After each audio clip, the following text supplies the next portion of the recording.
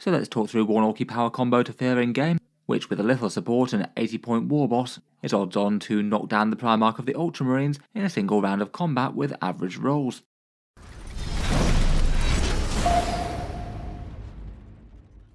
Hello and welcome back to Auspex Tactics, where today I wanted to focus on one particularly threatening orc unit that went from being a strong threat to an absolutely terrifying one in the last update, with the points cost of its support options being slashed. I look at some numbers of how 10 boys and a beast boss can tear down a lot more than some people might expect. Until before the update, the orcs were having a little bit of a tough time of it in 40k. Arguably one of the weaker armies in the game, definitely could work at a casual level, though tended to be struggling at competitive, not having won any tournaments in a long time, even if a few people came close, though in the recent points updates they got a few big points drops, in particular to things like Snagga boys and kill rigs, which have pushed them to the front of a whole bunch of orc army lists far more than before. For this video I thought we'd talk through the unit and their abilities, what they are and what they do, and exactly how they can potentially one-shot a Primarch, or at least knock Mr. Guilliman down in the dirt to hope that the Armour of Fate is going to be kind to him and get him to stand back up again. The Snagga boys are of course the relatively recent development in Orcs, Games Workshop's last big release for the faction, centred around their reinterpreted version of essentially savage Orcs pretty much. Squighog riders, some regular boys on foot, a few characters and their kill rigs. Their whole thing is to try and take down the biggest enemy monsters and war machines around, going in for massive glory kills, and plenty of their bosses have some big rules to help support that. It seems that currently the faction has got an even greater focus on the Snagga boys than normal. With the last edition of the Orc Codex, they changed the combat patrol to be a bit more of a general Orcs one, to be a Snagga boys focus, one beast boss, 20 beast boys, and a bunch of squighogs. And when I last polled channel viewers to rank the different combat patrols, it sort of ranked in the middling to high sort of side compared with some of the disappointing ones in 10th. And I feel like the fact that beast bosses and Snagga boys are now super powerful definitely adds a bit more draw to it, even if maybe the squighogs are just a little bit more mid currently. Definitely not awful on the stats department, but the cavalry keyword does mean that they won't be able to move around ruins and might get blocked off a bit easier than some. As ever, if you were looking to pick up some orcs, combat patrols, beast bosses or otherwise, there's the channel affiliate discount links in the video description. It can save a fair bit of money versus Games Workshop, with exact stores and prices in different areas of the world as you can see here. Let's get into the rules and danger though, and first up we'll centre on the beast boss himself. He was a little bit pricier than this, but he's currently 80 points, and focusing on its all-important melee profile, it's kind of tamed by the base stats. 6 attacks with the beast chopper, hitting on a 2+ at strength 6, AP 1 and damage 2, and getting anti-monster and anti-vehicle 4+. It's a profile to be okay for clearing out a few marines and then causing a bunch of AP 1 attacks on vehicles, though even if they go through they're only going to be doing 2 wounds apiece, and certain vehicles with high saves could cause issues in a protracted combat. He can swap out those attacks to 4 attacks at strength 10, AP 2 and damage 2 if that makes more sense. Though given that both get the anti-keywords, it usually makes sense to go for the volume of attacks against saves of a 3+, as the extra 2 attacks are quite a big deal. The primary thing that does make him a big danger to monsters and vehicles though, is that if he gets the charge he gets ridiculously nastier, as he gains devastating wounds on his melee attacks, so that means that the beast chopper averages around about 4 to 6 mortal wounds on a monster or vehicle just alone by itself. Certainly not particularly likely to one-round a battle tank or anything like that without a whole bunch of buffs, but he's still going to be odds on to take a big chunk out of an armoured target.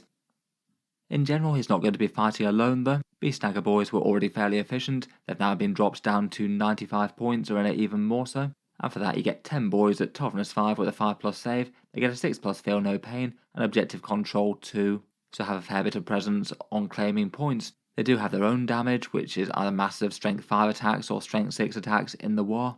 They're hitting at AP 1 and damage 1 and don't get anti-keywords though, so aren't going to be stacking as much meaningful damage on really tough stuff. They will get to hit on a 2+ if the boss is leading them, as that's the rule that he gives the unit, though it's kind of interesting that they get to reroll hits versus monsters and vehicles as well, so basically land every single hit with the chopper there.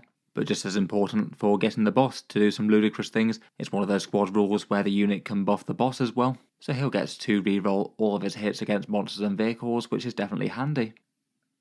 Orcs definitely have access to a whole bunch of fun fighty things to make them even nastier though, the biggest and most obvious being the Waaagh. This would just be once per game, but generally saved for when you need it most for a big turn of melee to deal some excessive damage, and this will give the boss +1 strength and +1 attack, so puts the beast boss up to 7 attacks base with that beast chopper, and also has advance and charge as well, which is pretty handy for actually making sure that he gets the charge, and he can put his massive damage exactly where it's most needed, The 5+ invulnerable certainly doesn't hurt as well for the strike back or surviving beforehand. Then for the main damage combo, I'll focus on the Warhorde, given that that's currently the most commonly played competitive Orcs detachment, even if plenty of people do use other things too. And that one's just nice and easy for this comparison, as it gives you sustained hits 1 for your melee attacks, so every 6 will get an additional hit, and then there's a 1 command point stratagem for critical hits on a 5+, so it means that you'll land extra hits on your targets for every 5 and 6 rolled, and then due to the presence of the Beast Snagga boys, the Beast Boss can just reroll everything that isn't a 5 or 6, and try and get as many of those sustained hits as possible, as he'll still be hitting on a 2 with anything that doesn't get one. Putting that all together for a maximal turn in the Waaagh, if the Beast Boss makes his big advance move, charges in, and then uses that sustained hits 5+ stratagem, Unbridled Carnage I think it is, he'll have the option to jump out of a transport 3 inches, move 6 inches, and then advance d6 and charge 2d6 with no command points spent for rerolls or anything that's around about a 20-inch charge threat range. If he's not screened, he's going to get to a big chunk of the board. Then just looking at the boss's damage on his own, never mind what the rest of the squad is doing, he gets 7 attacks hitting on a 2+, and then reroll everything to try and fish for those 5s and 6s, and if you do that you average just over 10 hits from 7 attacks. With anti-monster and anti-vehicle you get devastating wounds on a 4+, so for 10 hits you average around about 5 devastating wounds, so roughly translating to 10 mortal wounds on your monster or vehicle targets, enough to basically one round Guilliman, knock him down in the dirt and see if his Armour of Fate can resurrect him for a last hurrah. But just in general, 10 mortal wounds is going to do a massive number on just about any tough monster or vehicle in the game, particularly things that really rely on their high saves and high invulnerables to help them survive the enemy. It is definitely swingy though, so you could certainly roll a massive amount of 4+s or roll very few, but even with a bad roll he should do fairly well, and plus you would have the rest of the squads to back him up, maybe round out the numbers a little bit with a bit more lower threats but volume damage. The combos and support only get nastier, though just briefly before we move on I thought I'd give a shout out to the sponsor of today's video, which is Wargame Portal, who have a rather cool range of orky terrain and statuary, which might be interesting for a few of you greenskin collectors out there. These rather awesome sculpts are made by arranged by Battle Builder Tech by Zarly Factory, and are basically great big ruined orc statues, having maybe a bit of a Lord of the Rings scenery or Planet of the Apes sort of vibe. Wargame Portal can print these on demand and ship them within the USA. So the creators themselves have the 3D printed STLs on My Mini Factory, and there's other prints available such as an Etsy page in the UK called Dragon's Forge Studio selling them, and I'm sure a few more around the world. I did find these things very fun though, and not really all that expensive per individual scenery piece. I did quite like the protruding weapon sort of statues. There's $20 for an enormous ruined power claw, $40 for the big sort of Statue of Liberty head, $20 for a great fist clutching a stick bomb. They've got a ruined pharaoh head for an orc which is $40, a great big statuesque hand clutching an enormous chopper. And perhaps the craziest of them all is this orky Mount Rushmore. In any case, feel free to check them out, linked in the video description. There's also a full set from Wargame Portal for a discounted price, but in any case a big thank you to them for sponsoring the video. Moving on with looking at some nastiness that the Beast Boss in his squad can mete out though, it kind of makes sense to add in the damage output of the rest of the squad, which certainly bumps up the numbers, though in general they're going to be a lot more effective against things that they can at least wound on a 5+, though they'll still add some volume attacks to everything. In the Waaagh, the regular Beast Boys get 40 attacks at Strength 6, AP 1 and Damage 1, all hitting on a 2+ and potentially re-rolling. Never mind those big critical hits on a 5+, which they can also benefit from. The Power Snapper Knob also gets 5 attacks at Strength 8, AP 1 and Damage 2 on the charge in the Waaagh, so again another few attacks that can chop up a few Space Marines along the way. If they're joining the boss and trying to take down something big and nasty, with average rolls you do around about 21 wounds to a Toughness 10 3+ save vehicle. So just kind of highlights they should be able to destroy one with a pretty strong amount of reliability there. To something like a standard Chaos Knight with Toughness 12 and a 3+ save, that's would be 17 wounds on average, so there'd be 5 wounds off killing the thing there. They'd go up to 21 on average if you buff the boys by a +1 strength from a kill rig too. And then against something incredibly tanky, say a Land Raider with Toughness 12 and a 2+ save, you average around about 15 wounds total including the boss really doing the heavy lifting there though, as he does 10 of those on average. I think in reality, if you can afford to though, it often makes sense to try and multi-charge things. It feels like the optimum situation would be that the boss goes into something big and high save, perhaps something like an enemy dreadnought or Tau Riptide or similar, and then some of the Beast Snagga boys might be able to help him out from the way they have to charge and tag the enemy. But if you can just even throw a few of the Beast Snagga boys into an infantry squad or other softer target nearby, getting a good chunk of their 36 attacks or so. Should quite easily decimate the majority of things that they can wound on a 3+, unless they have excessively high saves. For the most part, I wanted to focus on the Warhorde, given it tends to be the most commonly played, though a lot of the other detachments can help out in their own ways as well. Otherwise, the big hunt is the Snagga detachment, and that's definitely got some fun support. It just doesn't really tend to get played as much, given that the prey rules are the big thing for it, and they just tend to vary a whole bunch depending on the enemy army. Sometimes they can be really relevant, say if you're playing against knights or something, but if you don't have a whole bunch of oncoming vehicles and monsters to take down, it just might not come up that much. One thing it does regardless of prey things though is that they've got a damage 3 enhancement for 15 points, putting the beast boss up to 95 points, and if you want to go fairly maximal damage on them, if he does have the option to charge a big scary monster or vehicle, mark that as the prey. The squad gets a bunch of other buffs and options against it, but one of them is a 1 command point for critical hits on a 5+ once more. So pretty much the same thing as the Warhorde can do, except the beast boss has flat damage 3 with all those devastating wounds as opposed to flat damage 2. That makes the maths of calculating his average damage output really quite simple. Basically from the boss alone, it's 15 mortal wounds against any monster or vehicle without feel no pains or debuffs. It means that if you mark that as the prey and send this guy after it, you can lightly focus the rest of the army on other stuff. And particularly with his squad attached and the extra buffs that they get, you'd have a very reliable chance of one-shotting things like Angron, a Land Raider, or a Rogel Dawn battle tank, which is pretty hilarious for an 190-point orc unit.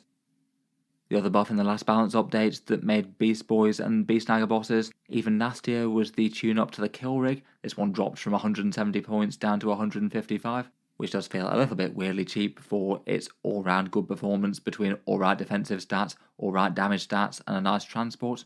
It's got 16 wounds at toughness 10 with a feel no pain, some OC, a nasty torrent las cannon attack that can overwatch, 10 Beast Snaggas and a Beast Boss in the transport hold for a big charge into combat, and it does also have its buffing rule giving you +1 strength in melee for a unit fighting within 12 inches. Sometimes it might matter more than others. It'd mean the Beast Snagga boys would either be strength 6 or strength 7. The boss might not matter if he's actually fighting vehicles and things, given that he's using the anti-keyword. The only thing to perhaps be aware of is that you might not want to use it if he's using the big critical hit stratagem and you really want loads of devastating wounds. It might mean that the beast boss has a bunch of lethal hits that then can't automatically go through the armour. That might not be the end of the world, particularly as it makes the rest of the squad far scarier, but might make it a bit borderline worth it against big 2+ saves and things. In general though, between all that, it's not really too hard to see why 1 Beast Boss, 10 Beast Snagga boys and a kill rig is a unit that you couldn't just have 3 times in an orc army if you want it. A good sturdy transport with plenty of its own threats to wander up the board, then act as a good staging post for all that violence to jump out, maybe with a turn to Waaagh. Once they've got into a unit, maybe destroyed a vehicle, perhaps a squad standing next to it as well if they're lucky, they'll then likely have claimed any objectives that they were charging into with their big amount of OC, and if they can be at least kept somewhat safe from enemy retaliation, and not just have an entire gun line focusing them, they can be at least somewhat annoying to remove. The Beast Snagga boys at toughness 5 with a 5+ save and 6+ feel no pain can withstand a good amount of small arms, but it's just that and then combined with the Beast Boss's 6 wounds and his invulnerable save. It often means that even if the enemy does hit back somewhat in earnest, they might just wipe out the squad and have at least a solid chance to bounce off the Beast Boss, so he can have another turn of swinging back, though he wouldn't be with devastating wounds if he doesn't charge. If they can survive to move block, score points, or keep the enemy locked up, it's generally going to be quite a big thing. They definitely have other options as well. They could get there by truck if you wanted something cheaper than a kill rig, and there's plenty of other detachments with different bonuses. Bully Boys could get them 2 turns of Waaagh, and Warhorde has some other usable enhancements, a bigger move threat, and there's a fallback and charge one which is rather good for the Beast Boss as it allows him to trigger those devastating wounds all over again. Between all that, they're just a fairly fantastically general purpose unit. Probably for biggest weaknesses that they have, they don't really get on too well against things like 2+ save elite infantry, particularly if they have some sort of armour of contempt on the go. It means that you won't get all the devastating wounds with no anti-keyword things, and then the slightly low AP of the rest of the attacks might just bounce. Otherwise, I guess just screening from the things that they really want to hit, maybe having waves of infantry block them from charging the biggest and nastiest vehicles around, and also the fact that while they're very powerful, they're not going to be super reliable. The boss will certainly average a huge amount of hits on the enemy, but then it's just how many of those hits turn into 4+ devastating wounds. With making a bunch of 4+ rolls, he can very easily swing high or low. He could be getting 7 or 8 and 1 round a Land Raider by himself, or he might swing low and roll 3 or something. Still take a good chunk out of a vehicle, but not go into absolutely range mode and just break a tank in half. In any case though, I'll leave that there for this one. Let me know if you've played with or against this unit on the tabletop, and have they lived up to their potential, or fallen foul of enemy counters or poor luck. Look forward to hearing all your thoughts down in the comments. Otherwise, as mentioned, feel free to check out all that cool orky terrain goodness down in the video description, and thanks to Wargame Portal in the USA for sponsoring the video. If you'd like to see more like this, then feel free to subscribe to Auspex Tactics, or I'll certainly keep the regular 40k videos coming. I do tend to post new ones just about every day. Finally, if you have been enjoying all the videos on the channel, I would just like to mention that Auspex Tactics does have a Patreon page as well, and you can find that linked in the video description down below. Channel patrons get a few advantages, seeing certain videos early, regular votes to see what sort of things happen next on the channel, and automatic entry into the regular prize giveaways with a chance to win some big model kits each month. If any of that sounds good to you, or you'd just like to help support, the link is down in the video description. In any case, a massive thank you for listening, and I'll hope to see you guys next time.